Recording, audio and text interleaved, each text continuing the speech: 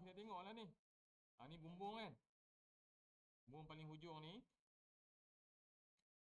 Ni bumbung paling hujung. Ataupun nak tengok bawah lagi sikit. Kita tengok dia punya, saya kena zoom out. Tapi tak ada zoom out. Okey, dia punya ni. Kaki lima ni.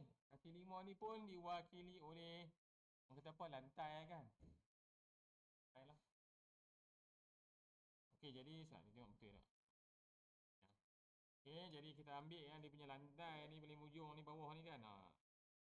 Sekaranglah. Ini dia akan bertemu dengan lantai yang sini. Longkanglah garisan luar sekali tu. Okey. Ambil level lantai bawah, tengok dia tak banyak beza dengan garisan bumbung sebab tu dekat saja. Tengoklah beza dia sangat-sangat kecil. Jadi kita ambil yang tu dan buatlah garisan 45 darjah.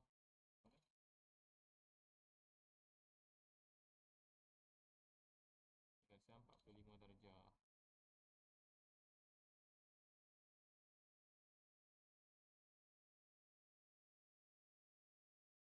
Panjang sikit. Okey. Lebih kurang macam tu lah. Dan 45 darjah. Baik. Kita nak buat garisan bumbung. Jadi berdasarkan apa yang kita tengok lah. Okay, kita nampak lah bagi daripada tepi ni bumbung limas. Dia akan naik sampai ke satu tempat. So dekat pandangan atas atau pandangan plan lantai ni, kita kena buat garisan 45 juga dekat bahagian hujung ni. Sebab kat sini pun dah 40 naik. Okey, dari sini naik 30. Tapi kalau dekat pandangan atas naik 45 lah. So garisan bumbung yang sebenarnya adalah garisan putus-putus. Okey, kita tak berhenti lagi, tak stop dekat mana.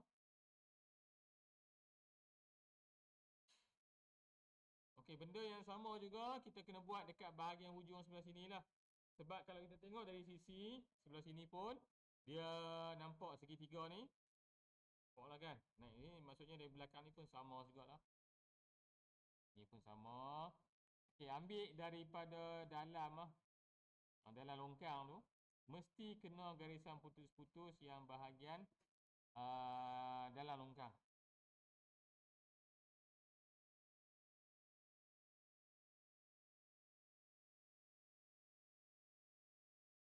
Okey, kita nak tahu dia berhenti dekat mana. Okey, sama ada kita boleh ambil kan, nak beritahu dia berhenti dekat mana garisan 45 ni. Nak berhenti kat mana kita tak tahu. Jadi sebab tu kita kena ambil daripada pandangan sisi kiri. Puncak dia ni. Puncak ni kan. Okey. Kita ambilkan daripada pandangan sisi kanan ni. Okey, sebut. Okey, puncak ni. Tolak naik atas. Okey. Tolak naik atas. Kena garisan 45.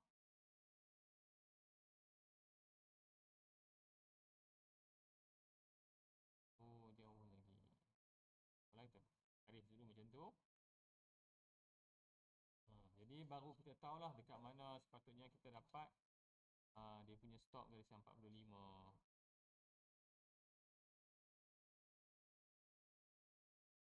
Okey. Yang ni pun sama juga. Ni kita garis. Okey.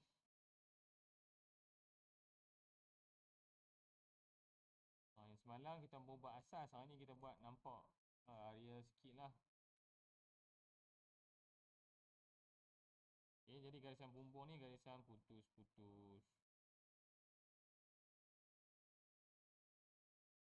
Okey. Ada beberapa perkara yang perlu saya nak tunjukkan untuk garisan bumbung.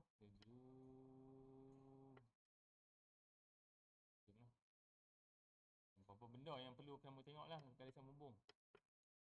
Lagi sangat besar. Okey. Boleh tengok lah. Memang garisan bumbung ni garisan putus-putus. Jadi tempat sambungan bumbung tu kalau kamu tengok yang kita ambil daripada dalam longkang, mesti garisan dia menyentuh lah. Menyentuh garisan yang bahagian dalam longkang tu. Garisan bumbung yang paling hujung ni menyentuh kita lukis tu.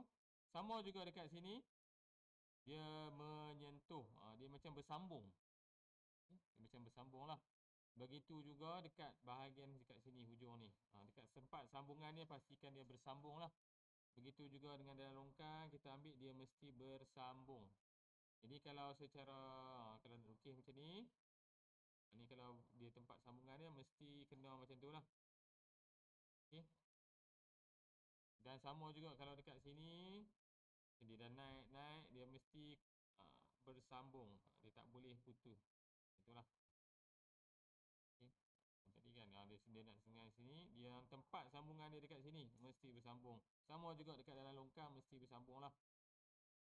Itulah beberapa perkara kalau untuk garisan bumbung lah. Yang ni penting kalau buat kerja khusus lah. Bila guru lukis garisan bumbung, mesti dia kalau nak bersambung dekat tempat penyambungan dia. Okay.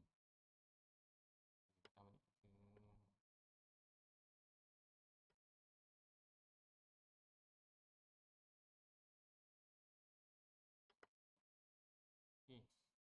Ini dapatlah bumbung bahagian belakang. Kalau kemudian kita tengok dekat sini, dia akan turun sikit. Tapi akan kenalah satu ketinggian yang tertentu. Nampak ini bahagian paling tinggi, yang ni rendah. Tapi berapa ketinggian dia? Adakah kita tahu? Okay, okay, dari sini dia akan turun 45 berdasarkan ni lah. Okay, berdasarkan yang ni dia akan turun 45. Dia akan kena dekat mana?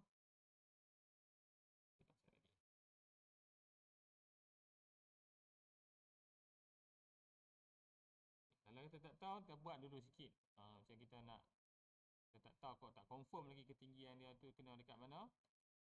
Okay, kemudian kita ambil, kalau kita tengok garisan bumbung dekat sini, dari hujung ni pun dia akan naik 45 apa? Bumbung limas jugalah dekat hujung sebelah sini. Maksudnya dari hujung ni lah 45 juga. Jadi kita ambil hujung sekali, kita buat 45 juga. Dia mesti kena,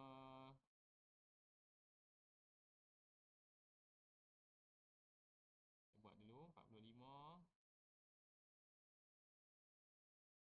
Dan daripada hujung sini pun kena ambil 45 juga.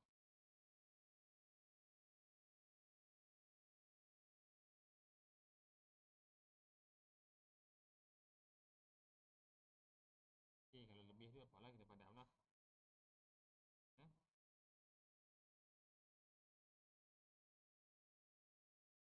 Okay, jadi tempat sambungan dia pun pastikan bersambung lah.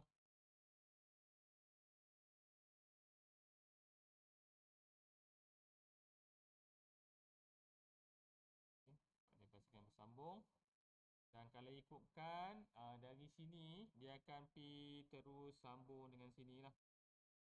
Yang ni baru dapat dia punya nyambungan kat sini.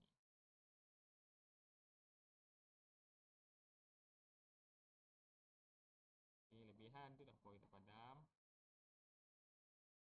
Pastikan tempat penyambungan ada lah. Sambung kat sana.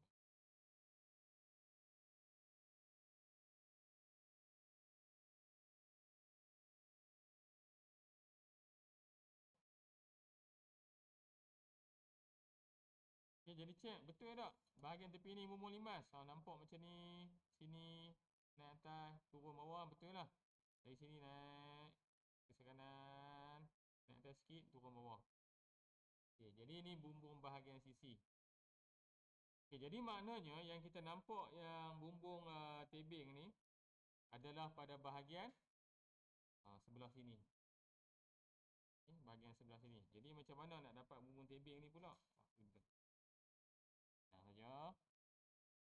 Okay, maksudnya sini memandangkan, nampak kita tengok dari sisi ni bentuk ni sama, maksudnya bumbung bahagian sebelah kiri ni pun sama bentuk dia. Jadi dia akan turun pada 45 juga. Okay, dia nak berhenti dekat mana? Yang ni kita kena ambil garisan ni lah. Panjangkan yang sebelah sini ke sebelah kanan. Garisan munjurannya kan. Garisan garisan unjuran biasa je lah. Bukan garisan bumbung, kita unjurkan. Bila kita tengok tu, okey, kena dekat situ. Okey. Jadi dekat sini adalah garisan lurus. Straight.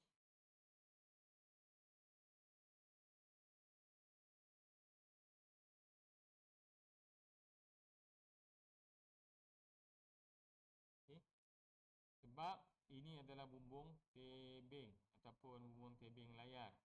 Bumbung limas naik 45.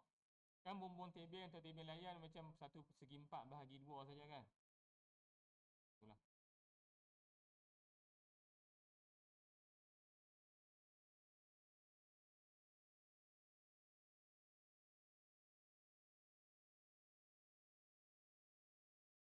Okey, adakah dah habis? Tak habis lagi nah.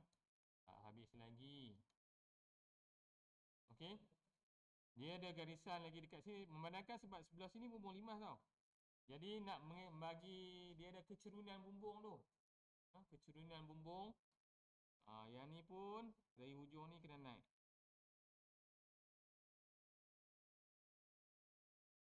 Okey, bertemu dekat situ.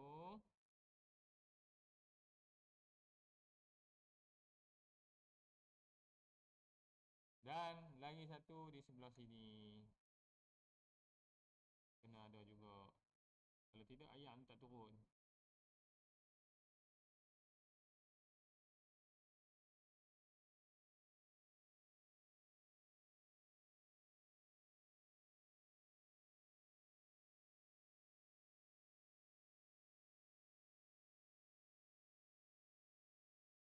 Okey. Ni baru bumbung aja ni. Bukannya benda. Ketinggian rumah ni, maksudnya ambil daripada sisi kanan lah. Okey. Ni kita ambil dia punya, okey, bawah tu dia punya koridor.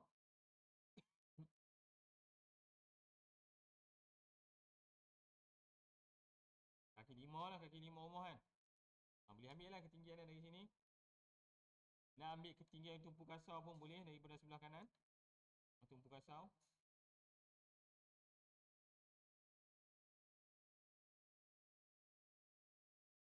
Ketinggian tingkap, ketinggian pintu pun kita ambil kalau dah ada. Tiang. Tiang tu kemudian tengok. Okey. Okey, mula-mula kita nak turunkan.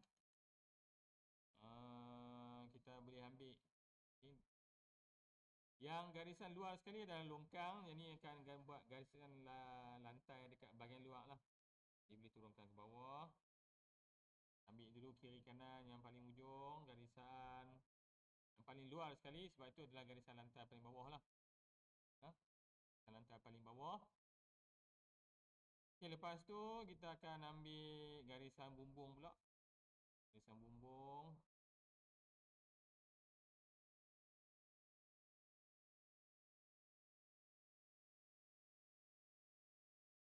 Garisan bumbung bahagian atas saja. Dan juga garisan dinding kemudian lah kita buat bumbung tu. Okey, dan daripada plan yang kita lukis ni, daripada plan bumbung yang kita dah buat ni, kita boleh nampak yang sebelah sini adalah bumbung tebing. Bumbung tebing. Okay, kita nak lukis bumbung tebing sebelah sini terlebih dahulu. Kita zoom.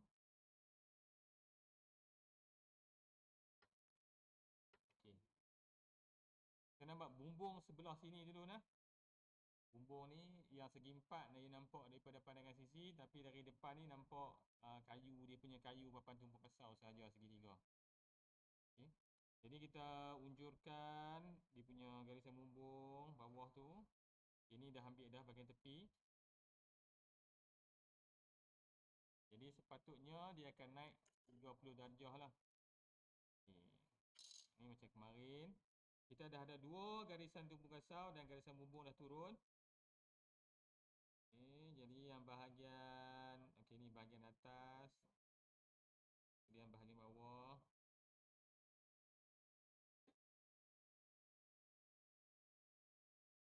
Jadi akan bertemu lah sepatutnya dekat titik yang sama.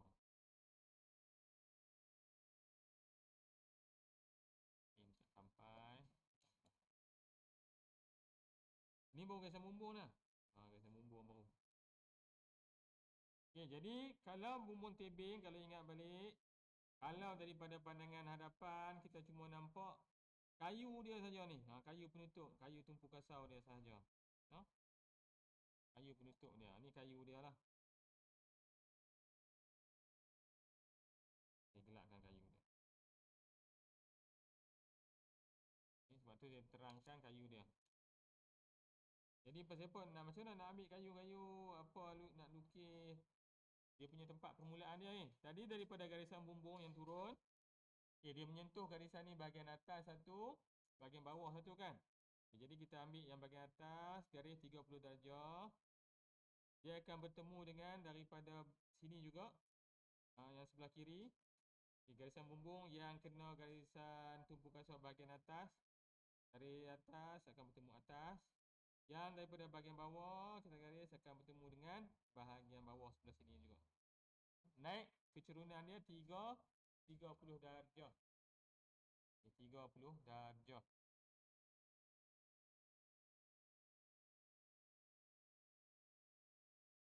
Okey, sepatutnya sepatutnya tinggi sebelah sini adalah sama tinggi dengan sebelah kanan. Kiri sama tinggi dengan kanan. Kalau tak sama tinggi bukan dia lah. Maksudnya sama tinggi lah. Sebik sama tinggi. Okey, nak tahu kita buat betul tak betul, sama tinggi tu betul lah.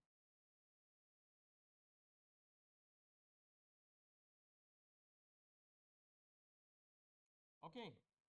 Dan kalau kita perhatikan juga dekat bahagian belakang ni kan bumbung limas kan dia tinggi kan. Yang ni rendah, kemudian dia naik bertemu dekat bahagian belakang tu. Yang ni naikkan dia punya garisan 30 bahagian atas tu, naikkan sikit. Jadi sepatutnya dia akan kena pada ketinggian dekat sini. Yang ni tu ketinggian ni, bucu ni kita turunkan ke bawah. Bila turun ke bawah kena dekat sini.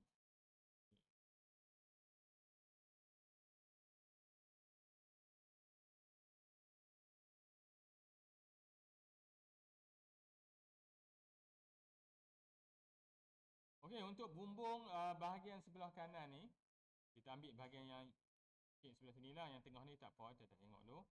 Ini yang sebelah sini pun kita dah turunkan garisan bumbung dia.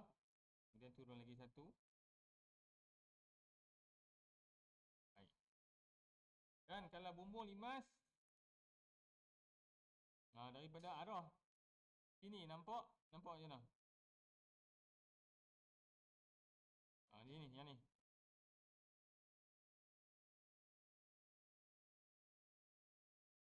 Okey, jadi naik segitiga 30 darjah juga.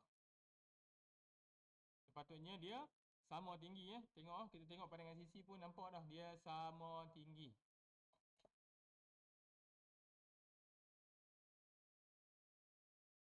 Okay, jadi daripada ni kita ambil bahagian atas dia sebab bawah dia adalah papan cantik ataupun tumpu kasau lah. Yang terlibat.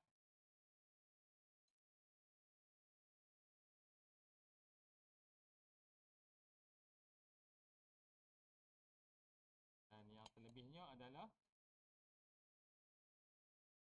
di bawah dia adalah ni dia punya papan tumpu kasau.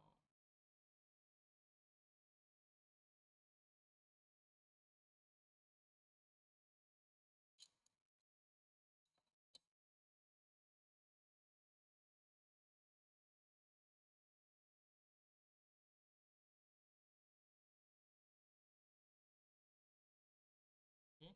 Beza nak, yang ni kita nampak papan saja, yang ni nampak segitiga. Papan tumpu kasau ataupun papan cantik dia ada dekat bahagian bawah lah.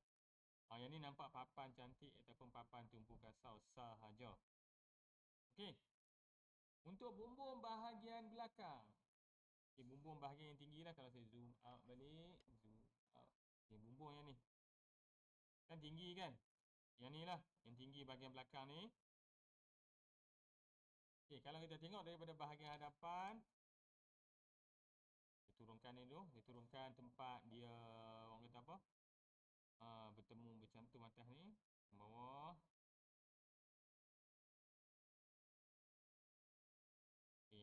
garisan sudut 30 ni kita panjangkan sampai kena garisan tersebut lah. Okey, kena sini. Jadi dia akan bersambung.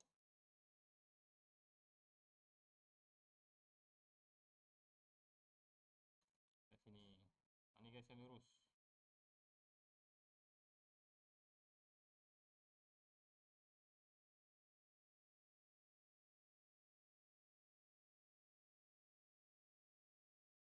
Bersambung garisan lurus.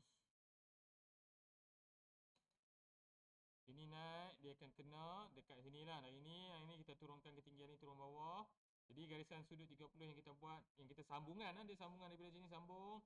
Akan kena kat garisan ni. Baru kita garis lah. Dia sepatutnya sama tinggi lah. Kalau rasa-rasa, tak sama lah. Garis je bagi sama tinggi. Jadi yang dekat tengah-tengah ni nampak apa?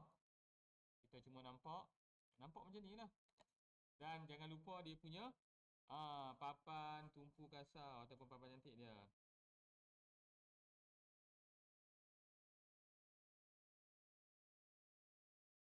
Okey. Yang ni pun saya nak terangkan. Okey. Jadi tolong ambil perhatian. Okey, bahagian papan tumpu kasar ni untuk bumbung sebelah sini ada satu, ada dua. Dekat tengah-tengah ni pun sebab nak tunjukkan ni bahagian bumbung lain walaupun dia duduk belakang. Dia duduk kat belakang ni kan. Dia bukan duduk kat depan sekali. Jadi pastikan garisan sini yang terang lah. Okey. Untuk membezakan bahagian bumbung, yang ni bahagian depan, yang ni bahagian belakang, yang ni bahagian depan. Garisan pembahagi tumpu kasar tu kena ada lah. Ni lah bumbung dia. Siap dah di bumbung dah. Untuk pandangan hadapan. Lepas tu kita buat turun lah dia punya dinding. Okey, dinding kita ambil yang paling luar lah. Dinding bukannya ambil yang ni, ambil yang ni.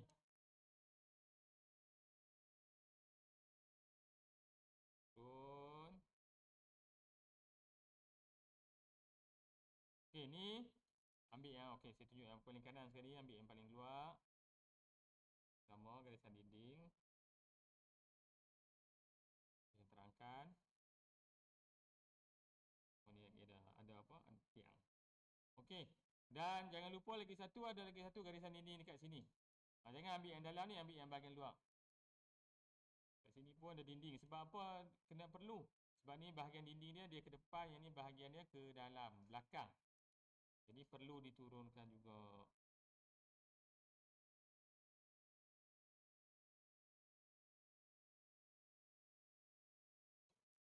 Okey.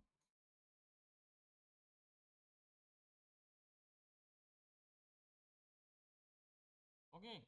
Jadi dinding dia sepatutnya ada 1, 2, 3.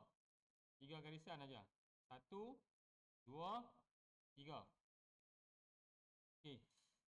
Habis. Okey, memandangkan. Ni tak apalah. Dah nampak lah bentuk rumah kan. Nampak dah bumbung ada, dinding ada. Okey. Memandangkan kalau kita tengok dekat plan lantai ni ada 1, 2, 3, 4. Ada 4 tiang. Tiang yang paling ke depan sekali kan. Jadi kita kena lukis juga tiang ni. Jadi ambil lah lebar tiang ni sampai dekat sini. Okay, jangan ambil tiang dalam ni, yang ni, yang depan ni. Ni.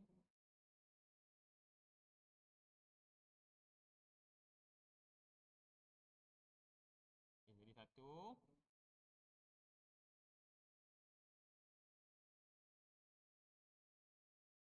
2.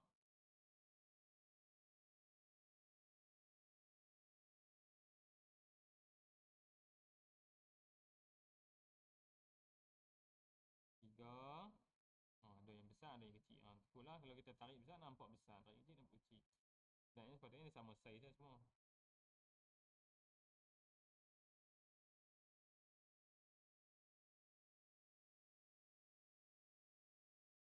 Ada 4 tiang. Tiang tu kira dinding, garisan dinding tadi duk terlindung bahagian belakang dia lah. Kita nampak 1, 2, 3, 4. Sebab ada 1, 2, 3, 4 tiang.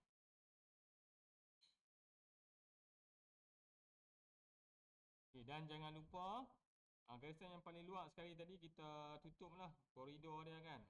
Kat mana koridor dia tutup. Dan tutup juga koridor dia. Dan kalau tengok ni lantai kan, longkang lah. Dia masuk ke dalam. Jadi nak menunjukkan perbezaan. Yang ni depan, yang ni belakang pun kena turunkan juga garisan longkang dekat sini. Nak menunjukkan ada bahagian yang depan, ada bahagian yang belakang. Jadi ada, kalau ikut bahasa dia, kita panggil calitan lah. Calitan dekat sini 1, 2, 3, 4 untuk menunjukkan dia punya kaki 5 lantai dia lah. Okey. Oh, lama video ni. Okey, pintu dulu. Untuk pintu ada 2 pintu. Satu pintu engsel kat P1. Satu lagi dekat P2 adalah pintu gelangsar kembar 3. Okey. Pintu dia punya lebar kita boleh ambil daripada pandangan atas lah. Dia punya lebar Dia punya lebar kita ambil pandangan atas macam biasa.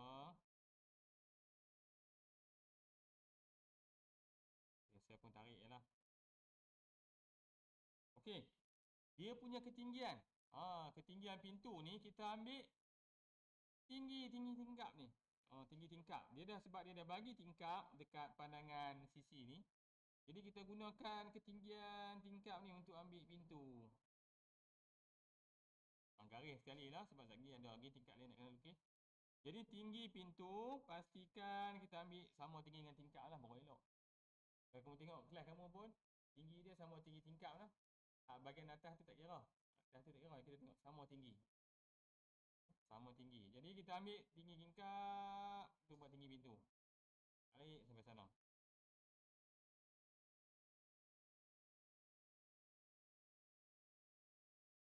Okey. Lebar kita ambil daripada pandangan plan lah atas. Lebar dia kita ambil turun bawah. Semua ketinggian dia kita ambil sama tinggi dengan tingkap. Okey, lagi satu nak terangkan. Ni kena zoom. Okey, ni penting juga. Zoom lagi. Okey, nak lukis pintu. Lukis pintu. Zoom lagi. Okey, tak apa, nampak kat sini dah. Okey, nak lukis pintu. Pintu sebenarnya tak bagi contoh yang tak betul. Sepatutnya kan antara pintu dengan lantai dia ada gap sikit. Dia tak boleh betul-betul rapat dengan lantai. Sebab lagi tak boleh nak buka tutup pintu, dia sangkut. Jadi dia ada gap sikit. Dia kita panggil aras lantai. Maksudnya perbezaan antara koridor luar dengan dalam lah. Kalau dalam rumah. Jadi kat luar dia lebih rendah daripada dalam rumah. Jadi kalau pintu, kalau kita lukis simbol pintu dekat sini, pastikan dia ada gap 1 mm. 1 mm dengan lantai. 1 mm. Okey. Sebab nanti kalau kita lukis plan rumah ni, kebanyakan dia kita buat satu nisbah 100 lah. Jadi 1 mm. 1 mm tu 10 mm ataupun 1 cm lah. Okay, jadi kalau kita lukis, pintu tinggi ni. Okey, kalau kamu tengok pintu dia ada frame kan. Frame dia pun kena buat dekat sini lah. Kita buat kecil halus je. Sebab dia ada frame pintu. Frame pintu ni bentuk dalam dia adalah U terbalik lah. Tak kira lah pintu gelangsar kembar 3 ke ataupun pintu engsel dekat sini, dia ada dia punya frame dia. Jadi kalau untuk pintu P1 ni, untuk sebelah sini pintu engsel ni, saya nak buat engsel dia, frame dia. Jangan terlalu besar sebab 1 je mm. Kecil sangat lah. Janganlah buat besar sangat. Okay. Dia kecil je. Frame pintu. Sebab ni dia duduk belakang tiang sebelah tu, kita nampak macam tak habis lah, macam nombor 7 je kan.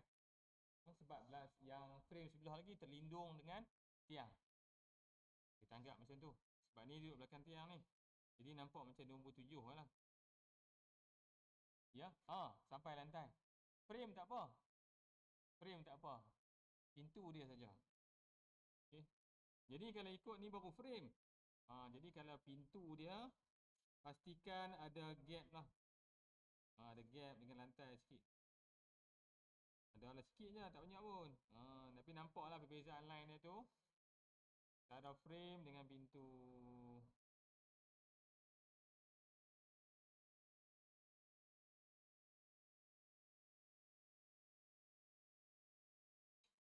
Jadi ada line yang lagi satu line. Rapat lah kan, rapat lah dengan frame tu.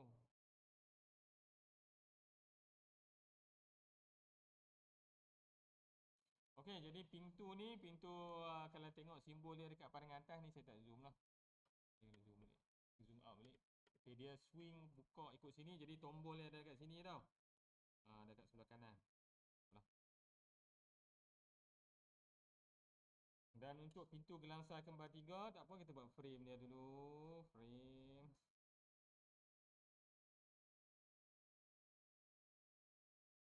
Kadang-kadang tu jarak frame tu taklah nampak sangat kan, sebab dia dah kecil kan.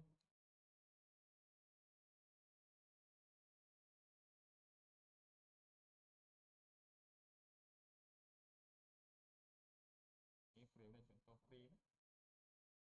Okey, pintu gelangsa kembar 3 ni, kalau dia ikut, dia dibuka.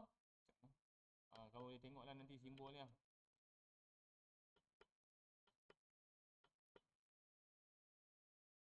Okey, kalau tengok arah anak panah, maksudnya pintu yang sebelah kiri sekali ni, yang ni adalah tetap lah. Kan? Yang ni tetap, yang dua lagi tu yang akan bergerak. Yang sebelah kiri ni tetap, yang dua lagi akan bergerak. Jadi kalau untuk pintu gelangsar, kamu kena ingat satu petua ni sajalah. Okay, yang ni memang kita nampak saiz dia tu mungkin berbeza lah sekali bila kita lukis lah.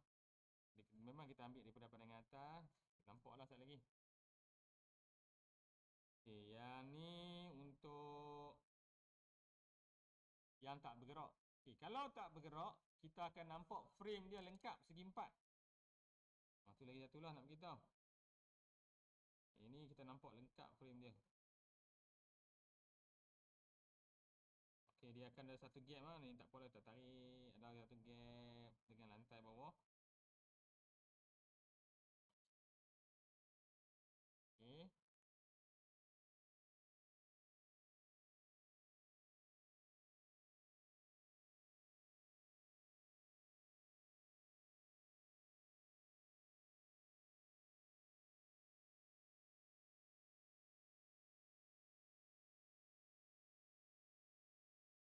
Okay, pintu yang paling kiri sekali ni dia tak bergerak. Jadi dia frame dia nampak lengkap, nampak kosong. Huruf macam nombor kosong ataupun huruf O lah. Okay, lagi dua pintu kita akan nampak macam C terbalik. Lagi dua pintu lah. Macam huruf C terbalik. Dia punya frame dia ni. Dia nampak segi empat lengkap ataupun macam huruf O. Tapi lagi dua pintu kita akan nampak macam huruf C terbalik. CCO.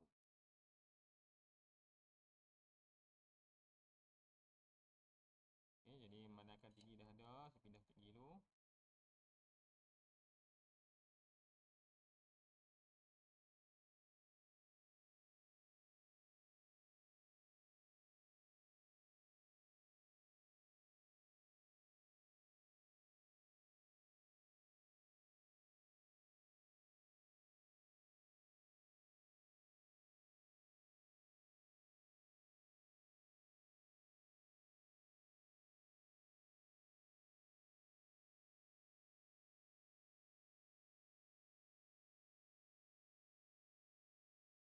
Itulah yang kamu perasan kalau kamu nampak pintu yang bergerak dia macam huruf C terbalik lah.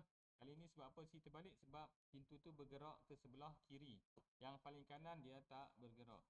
Jadi kalau simbol pintu, kamu jangan lupa letak dia punya anak panah, arah bukaan pintu. Dan juga simbol tingkap. Simbol cermin, simbol tingkap lah. Okay, simbol cermin. Dia simbol cermin nanti kamu tengoklah dalam ketek dia adalah macam tu lah.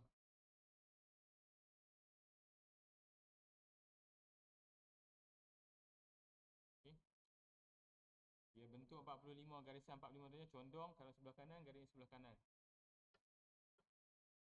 Garisan tak pun nampak ni.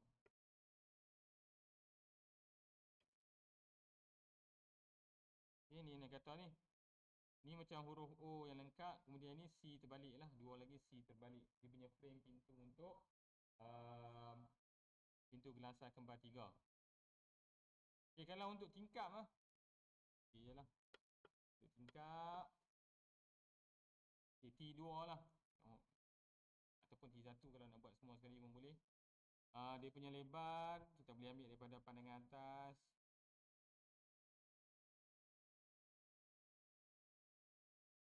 Okay, tingkap ni pun jangan lupa lah dia ada frame dia juga. Sebab tu dia bagi, kalau nak buat kerja khusus, dia bagi masa yang panjang lah untuk buat. Sebab nak lukis benda-benda macam ni lah.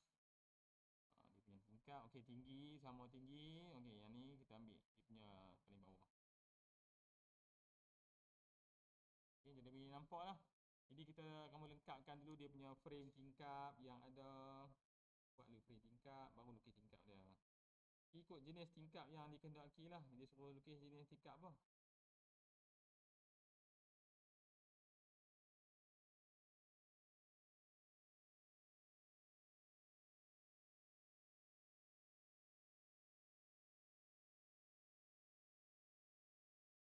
Dia punya frame tingkap tu tak payahlah line besar sangat lah. Sebab kita tahu dia frame saja, dia kecil lah. Tulisan ni pun dah kecil lah.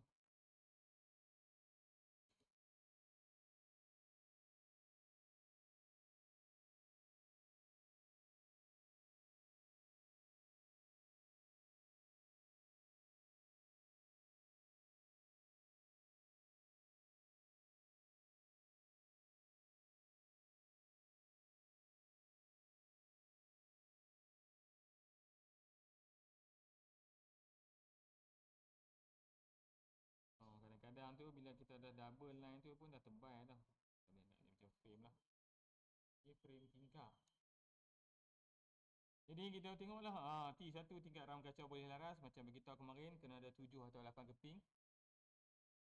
Dan T2 tingkap berengsel lah. Tingkap berengsel senang sikit lah. Sebab kita nak lukis frame dia besar je. Okey, yang ni tingkap berengsel. Yang ni tingkap ram kacau boleh laras. So kalau tingkap berengsel, saya akan pilih lah nak buat dia punya bahagian dalam frame tingkap tu dulu. Frame untuk cermin tingkap saya sebut. Lagi sebut salah. Frame untuk cermin tingkap. Okey, kalau nak lukis pastikan dia punya nampak, bagi nampak macam seragam lah kan. Contohnya saiz, dari segi saiz lah, bagi nampak seragam lah. Dari segi lebar tingkap tu, dia taklah bagi ni sangat, tak rigid sangat lah, tak bagi susah. Cuma kalau boleh kita boleh bagi, kalau boleh bagi nampak macam seragam saiz dia, okey lah. Tu. Okay, yang ni bergantung lah kita punya, kalau sebab ni pintu tingkap gelang tingkap berengsel ni kita boleh, kamu kena buat lah dia punya arah bukaan dia sebelah mana. Tak kisahlah lah. Mana tingkap ram kaca kena ada 7 ataupun 8 keping. Nak ukur? Tak payah ukur lah, kamu kita tengok agak-agak bagi nampak sama saiz lebih kurang yang tu lah. Kalau ukur tu nampak ni sangat.